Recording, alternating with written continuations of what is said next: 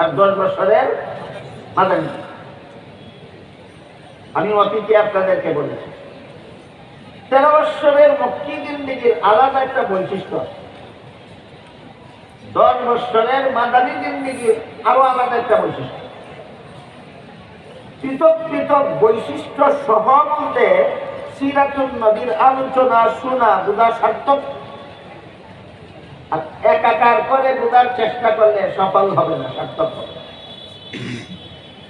13 বছরের মক্কি জিন্দেগির বৈশিষ্ট্য ছিল দ্বীন প্রচার করুন, দ্বীনের দাওয়াত দিন, মানুষের ব্যক্তি জীবন গঠন করুন, পারিবারিক জীবন গঠন করুন।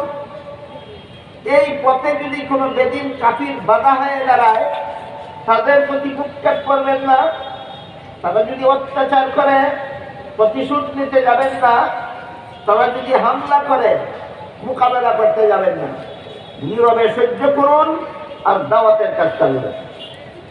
এটা ছিল 13 বছরের মক্কি জিন্দেগির বৈশিষ্ট্য।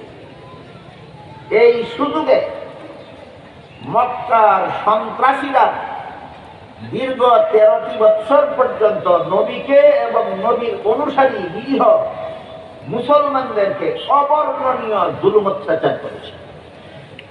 যেহেতু মোকাবেলার নির্দেশ নাই, যেহেতু রুখে দাঁড়াবার অনুমতি নাই আল্লাহর পক্ষ থেকে, শুধু সহ্য করার নির্দেশ, সন্ত্রাসীরা শুধু হামলা করত আর মুসলমানেরা শুধু সহ্য করত।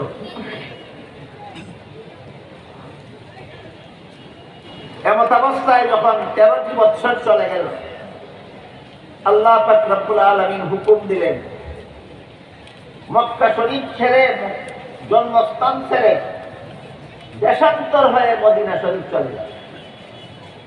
এটাকে ইসলামের পরিভাষায়, সিরাতুন নবীর ভাষায় হিজরত বলা হয়। আপনি মক্কা শরীফ থেকে হিজরত করে সঙ্গী সাথী অনুসারী মুসলমানদেরকে নিয়ে মদিনা শরীফ চলে যায়। আল্লাহর হুকুমে 53 বছর বয়সে রাসূল করিম সাল্লাল্লাহু আলাইহি ওয়াসাল্লাম মক্কার অনুসারী মুসলমানদেরকে নিয়ে হিজরত করে মদিনা শরীফ চলে যায়। সেখানে যাওয়ার পরে রাসূল একটা ইসলামী রাষ্ট্র প্রতিষ্ঠা করলেন। এটা না বুঝলে দেশ রক্ষার ঐক্যের ব্যাপারে রাসূলের আদর্শ বোঝার কল্পনাও করা যাবে না। হিজরত করে মদিনা শরীফ গিয়ে রাসূল একটা রাষ্ট্র প্রতিষ্ঠা করেছিলেন, এটা আগে বুঝে নিতে হবে।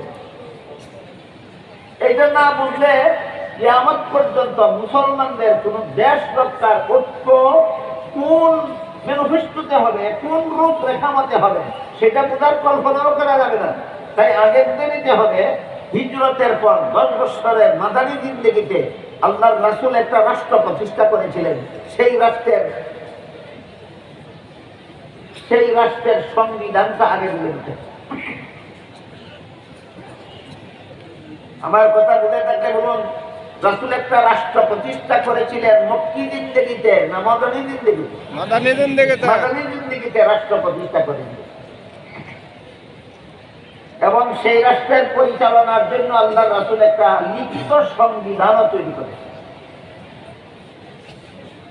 কোন ইতিহাসে পাওয়া যায় একমাত্র মুহাম্মদুর রাসূলুল্লাহ সাল্লাল্লাহু আলাইহি ওয়াসাল্লাম সর্বপ্রথম ব্যক্তি পৃথিবীর ইতিহাসে যিনি রাষ্ট্র পরিচালনার জন্য একটা লিখিত সংবিধান তৈরি করেছেন। তার আগে দুনিয়ার বিভিন্ন দেশের রাজা বাদশারা যে দেশ শাসন করত, তাদের সুনির্দিষ্ট কোন লিখিত সংবিধান ছিল না। প্রথাগত কতগুলি মূল নীতি, প্রথাগত মুখস্থ করা কতগুলি নীতিমালার ভিত্তিতে তারা দেশ শাসন করত। একমাত্র ব্যক্তি মুহাম্মদুর রাসূলুল্লাহ সাল্লাল্লাহু আলাইহি ওয়াসাল্লাম হিজরত করে মদিনা শরীফ যাওয়ার পর একটা রাষ্ট্র প্রতিষ্ঠা করলেন। সেই রাষ্ট্রকে পরিচালনার জন্য একটা পরিপূর্ণ সংবিধান তৈরি করলেন। ইতিহাসের ভাষায় সেই সংবিধানটার নাম ছিল মদিনা সনদ। নামটা মনে রাখবেন। রাসূল মদিনায় গিয়ে রাষ্ট্র প্রতিষ্ঠা করার পর রাষ্ট্রটা পরিচালনা করার জন্য একটা সংবিধান তৈরি করেছিলেন। ইতিহাসের ভাষায় সংবিধানটার নাম ছিল মদিনা সনদ। এই সংবিধান তৈরির মাধ্যমে রাসূল উম্মতের রাষ্ট্র পরিচালনার একটা মূলনীতি শিক্ষা দিলেন। সেটা হলো রাষ্ট্রের নাগরিকরা যদি এই রাষ্ট্রে সুখে শান্তিতে বসবাস করতে চায়, নিয়ম শৃঙ্খলা বজায় রেখে যদি জীবনযাপন করতে চায়, তাহলে এর জন্য কিছু নীতিমালা লিখিতভাবে থাকতে হবে, যাকে আমাদের বর্তমান পরিভাষায় আইন শৃঙ্খলা বলা হয়। এইভাবে দেশের সমস্ত জনগণকে সরকারি আইন শৃঙ্খলা মেনে চলতে হবে। দেশকে সুশাসন করতে হলে, দেশকে শান্তিপূর্ণভাবে শাসন করতে হলে আইন শৃঙ্খলার ব্যবস্থা দেশের মধ্যে চালু করতে হবে। এই সংবিধান তৈরির মাধ্যমে রাসূল উম্মতকে এই রাষ্ট্রের এই আদর্শ শিক্ষা দিলেন। বুঝে থাকলে বলুন, আইন শৃঙ্খলা ছাড়া দেশ শান্তিতে চলবে না অশান্তিতে পড়বে? অশান্তি। এই জন্য সংবিধান লাগবে, আইন শৃঙ্খলা ঠিক রাখতে হবে।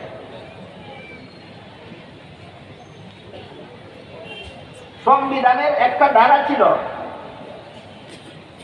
এই মদিনায় যে সমস্ত মুসলমানেরা বসবাস করে তারা যেভাবে তাদের ইসলাম ধর্ম পালনে স্বাধীন, মদিনায় যে সমস্ত অমুসলিম ইহুদিরা বাস করে তারাও তাদের ধর্ম পালনে স্বাধীন।